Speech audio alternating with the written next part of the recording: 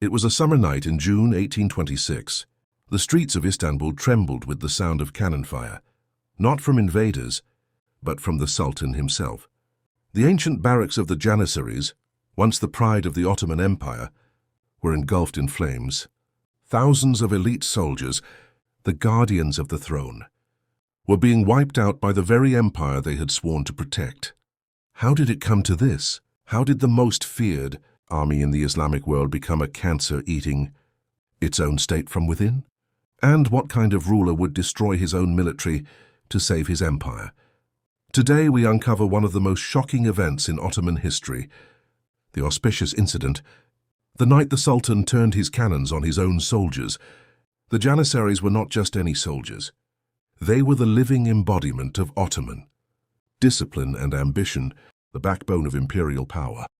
The steel nerve of an empire that would last for 600 years, formed in the 14th century by Sultan Murad I.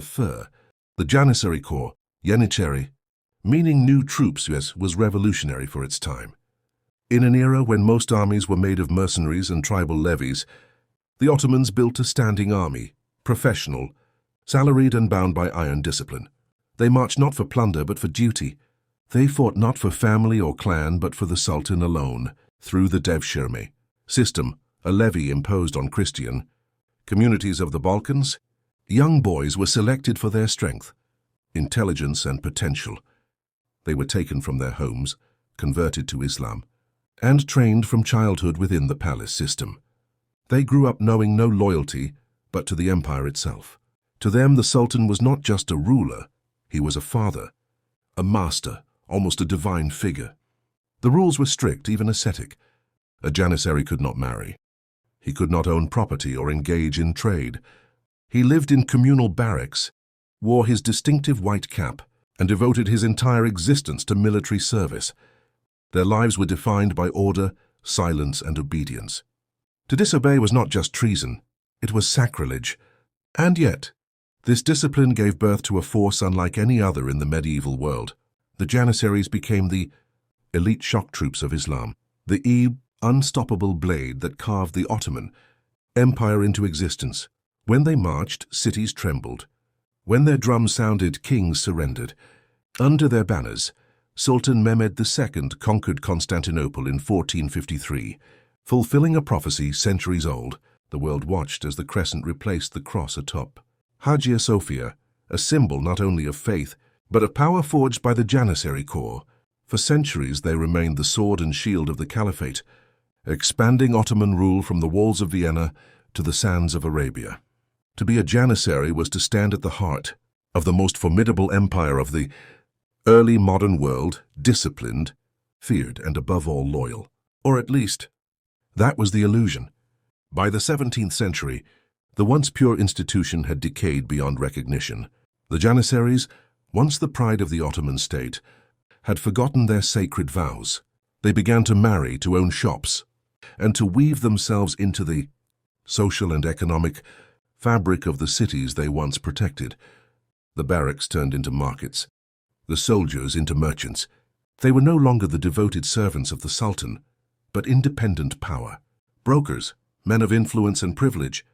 What had begun as a merit-based brotherhood had become a hereditary caste. Fathers passed their Janissary titles to their sons, creating dynasties of soldiers who had never seen a battlefield. The strict discipline that once forged the empire's greatest army slowly gave way to arrogance and greed. Their numbers swelled far beyond what the empire could sustain.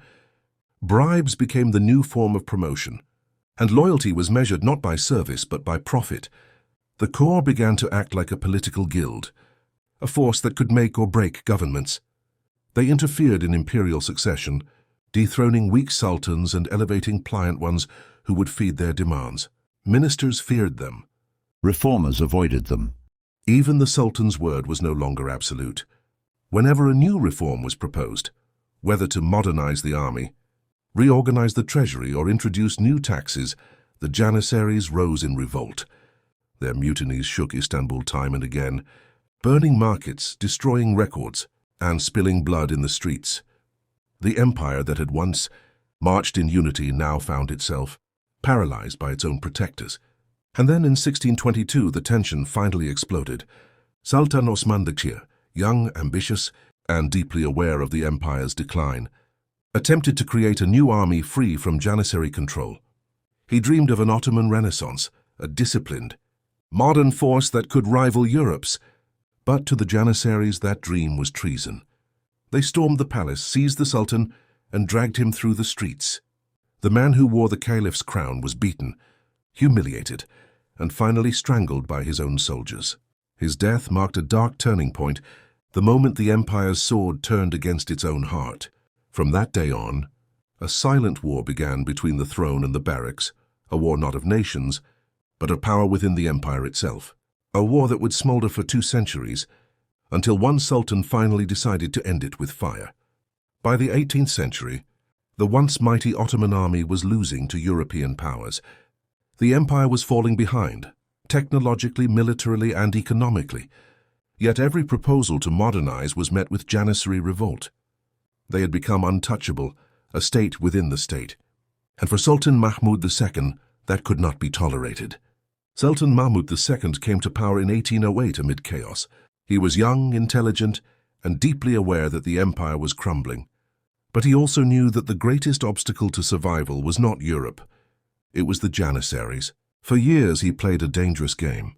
He pretended to respect them, granting them gifts and privileges, while secretly preparing for their destruction. In the shadows, Mahmud was building a new army, trained in European tactics, dressed in modern uniforms and fiercely loyal to him alone. It was called the Asakir-i Muhammadiyeh, the victorious soldiers of Muhammad. But the Janissaries saw through the disguise. They knew the Sultan's plan meant their end.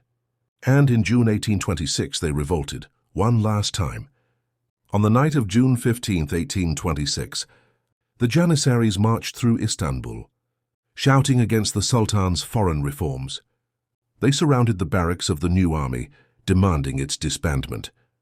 But Mahmud II was ready.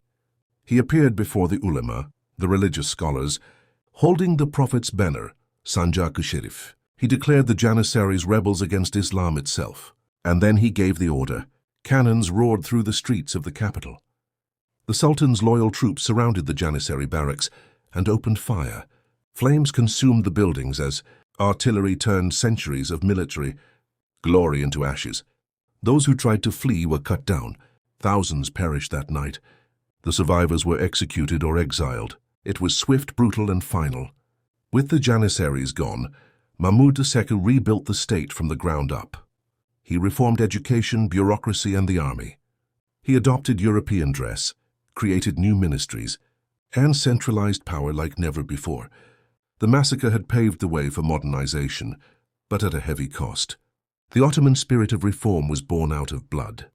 The empire would live on for nearly a century more, yet the echoes of that night haunted its history.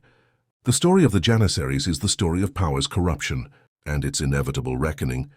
The very force that built an empire became the threat that almost destroyed it. And in the end, the Sultan had to choose his army or his empire.